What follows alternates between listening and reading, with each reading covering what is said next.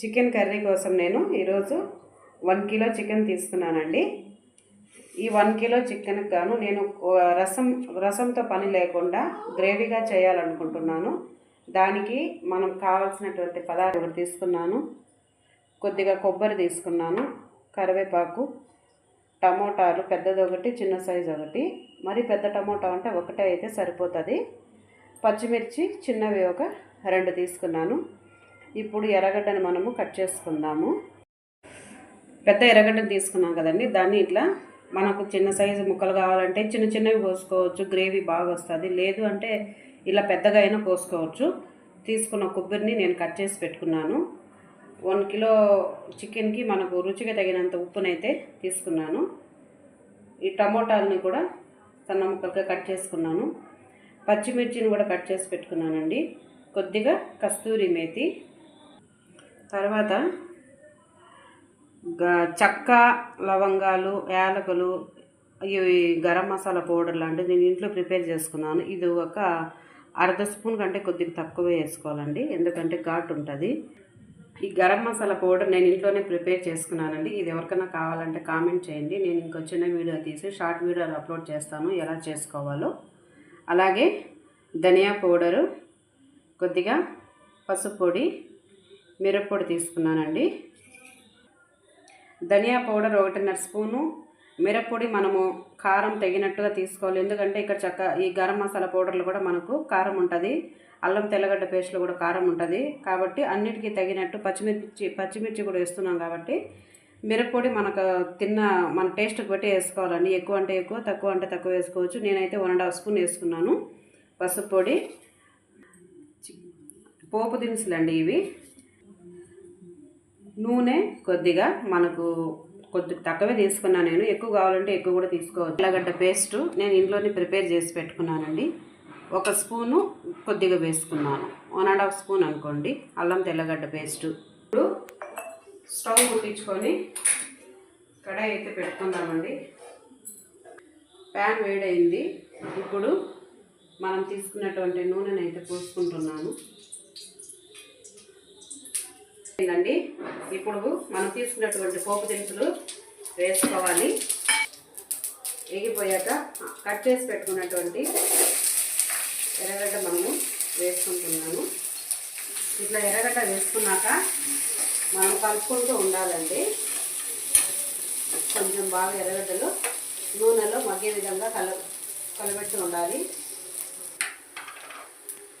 ఎర్రగడ్డ తొందరగా మగ్గాలంటే నూనెలో కొద్దిగా సాల్ట్ వేసుకుందాం. ఎందుకంటే మనం ఇక్కడ రుచికి సరిపడా ఉప్పునైతే తీసుకున్నాం కాబట్టి ఊరికే ఎర్రగడ్డ మగ్గడానికి మాత్రం నేను కొద్దిగా సాల్ట్ వేసుకున్నానండి.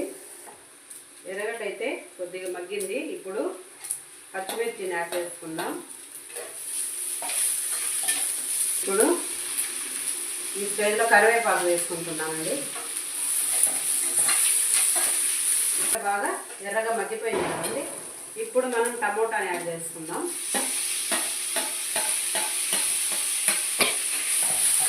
నాకు కొద్దిగా నూనె తక్కువైనట్టు అనిపిస్తే నేను కొద్దిగా ఒక స్పూన్ వరకు నూనె అయితే యాడ్ చేసుకున్నాను.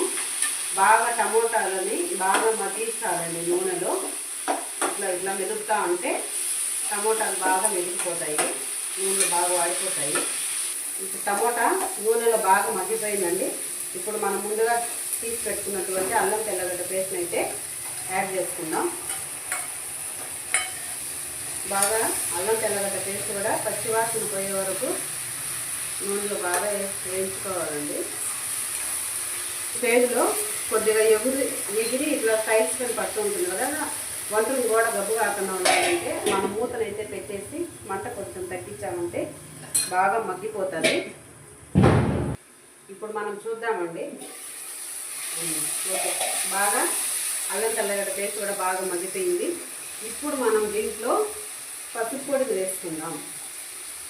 పసుపు పొడిని స్టేజ్లో ఎందుకు వేసుకోవాలంటే పసుపు పొడి బాగా పడుతుందన్నమాట.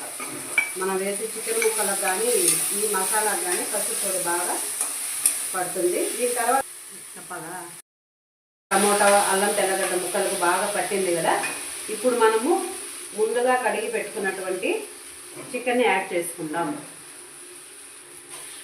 ముందుగా శుభ్రంగా ఒక 2 సార్లు అయితే ఉప్పు వేసి కడిగి పెట్టుకున్నానండి. చికెన్ అయితే యాడ్ చేసుకున్నాము. ఇటువంటి చికెన్ని కొద్దిగా మంట పెట్టుకొని చికెన్ బాగా కలుపుకోవాలి. మసాలా ముక్కలు పట్టేట్టుగా కలుపుకోవాలి. అట్లనే వదిలేసామంటే ఆల్రెడీ బాగా మగ్గిపోయింది కదా నూనెలో, తర్వాత మాడిపోతుంది కలబెట్టకుండా వదిలేస్తే. కాబట్టి ముక్కలకు పట్టేట్టుగా బాగా మగ్గించుకోవాలండి. ఇట్లా బాగా చికెన్ మనము తిప్పుకున్న తర్వాత 1 నిమిషం పాటు మూతను మూసి పెట్టేద్దాము. ఇప్పుడు 1 నిమిషం అయిందండి. మనం ఫ్రై చికెన్ మళ్ళీ కలబెట్టుకోవాలి. ఎందుకంటే అడుగంటకుండా ఇట్లా కలబెట్టుకుంటూ ఉండాలా. మనం ఎర్రగడ్డ మగ్గేటప్పుడు కొంచెం సాల్ట్ వేసాం కదండి. ఇప్పుడు ముందుగా తీసి పెట్టుకున్నటువంటి ఉప్పును మనము దీంట్లో కలుపుకుందాం. సాల్ట్ అయితే ముందే వేసుకున్నా ఏం కాదు, ఉప్పు కాబట్టి కొంచెం పెనుగు మాడినట్టు అనిపిస్తుంది. కాబట్టి ఈ స్టేజ్లో కొంచెం నీళ్ళు ఊరేటప్పుడు ఉప్పు యాడ్ చేసినామంటే బాగుంటుంది. మళ్ళీ మూత పెట్టేద్దాము. మనము ముందుగా కట్ చేసి పెట్టుకున్నటువంటి కొబ్బరిని అయితే నేను చిన్న చిన్న పీసెస్ లెక్కన కట్ చేసి మిక్సీ కొట్టుకుంటున్నానండి. డైరెక్ట్గా నేనైతే కొబ్బరితో మిక్సీ కొట్టి వేయను. కొబ్బరి పాలు తీసుకొని పాలు అయితే యాడ్ చేస్తాను. కదండి కొద్ది కొద్దిగా మనము నీళ్ళు యాడ్ చేసుకుంటూ జార్లో తిప్పుకున్నట్లయితే కొబ్బరి బాగా మెరిగిపోతుంది.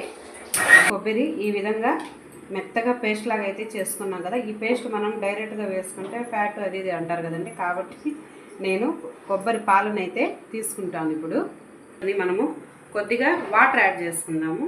వాటర్ యాడ్ చేసుకొని ఇప్పుడు వడగట్టుకుందామండి.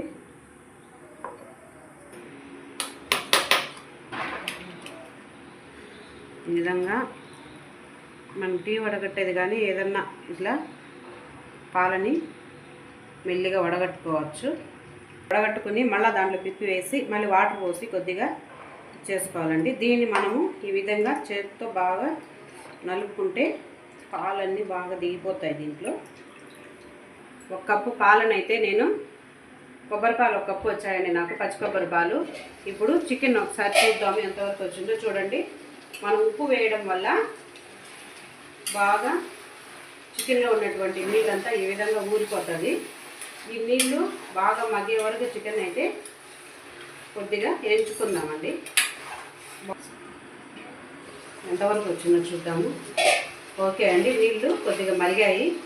ఈ స్టేజ్లో మనము మిరప్పొడి, ధనియాల పొడి, గరం మసాలా పౌడర్ అనేది వేసుకుందాం. వేసుకొని చికెన్ ముక్కలకు పట్టేటట్టు బాగా కలుపుకుందాము. ఈ విధంగా పసుపు పొడి, ధనియాల పొడి, మిరప్పొడి ఇవంతా ఈ చికెన్ ముక్కలకు పట్టేటట్టు నీట్గా మనం కలుపుకుందామండి. ఈ విధంగా బాగా కలుపుకొని మళ్ళీ 1 నిమిషం పాటు ప్లేట్ అయితే మూసి పెట్టుకుందాం. చూద్దాం. వావ్, చూస్తున్నారు కదండి, ఈ విధంగా పెను అంటకట్టకపోతా ఉంది. ఇప్పుడు మనము ముందుగా తీసుకున్నటువంటి పచ్చి కొబ్బరి పాలనైతే ఈ చికెన్లో యాడ్ చేసుకుందాం. పచ్చి కొబ్బరి పాలు వేస్తాను, చికెన్ కలర్ కూడా చేంజ్ అవుతుంది. గమనిస్తే మీరు చూడండి, ఈ విధంగా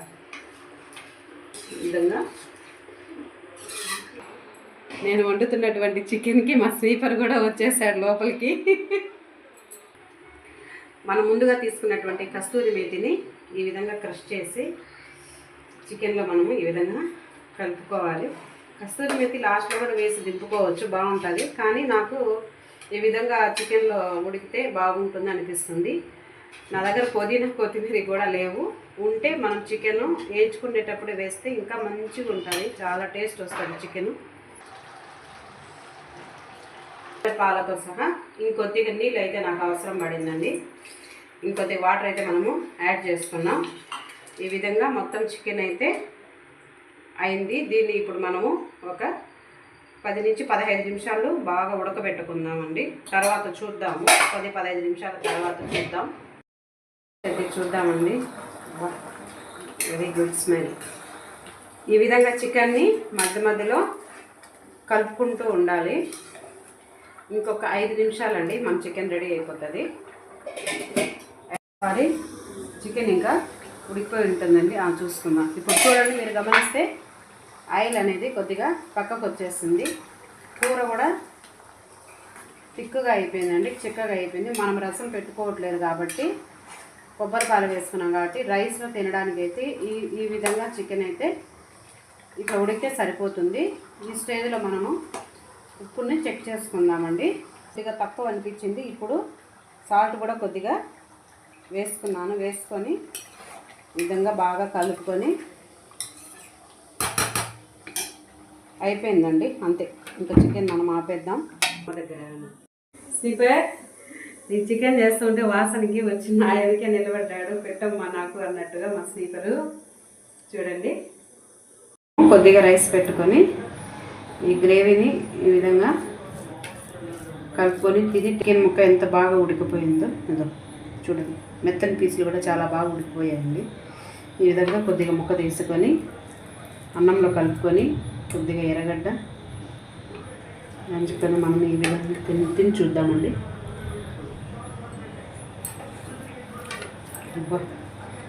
చాలా బాగుంది.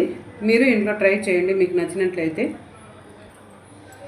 మీకు నచ్చినట్టయితే మూడే సరస్వతి వ్లాగ్స్ అనే ఛానల్ని లైక్ చేసి, షేర్ చేసి, సబ్స్క్రైబ్ చేయండి. థ్యాంక్ యూ అండి అందరికీ.